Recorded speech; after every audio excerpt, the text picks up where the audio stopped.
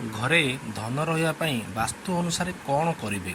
प्रथम पॉइंट हूँ आपण उत्तर दिग को सफा और खुला रखु। यही दिग कुबेर दिग।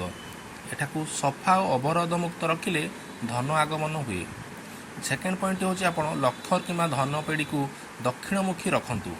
घर धन रखा लकर बा आलमीरा उत्तर दिग रखी या दक्षिणमुख कर रखा उपयुक्त।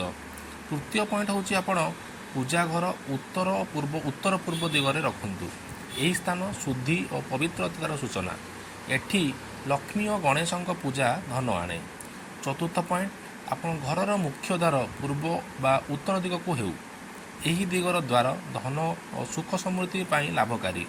पंचम पॉइंट हूँ आपण दक्षिण पश्चिम कोण हेउ बजाय शयन कक्ष पाई।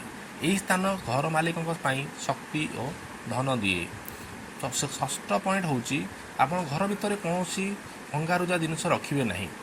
सप्तम पॉइंट हूँ आप गोमती चक्र कौड़ी और श्रीयंत्र घर उत्तर पूर्व कोण में रखु। यही वस्तु माने लक्ष्मी देवी कृपा आनती और धन बढ़ाती। एवं अष्टम पॉइंट हूँ आपण घर मध्य तुलसी गछ लगातु। तुलसी घर मध्य शुभ शक्ति आनी थाए और धन रहिवार संभावना बढ़ाए।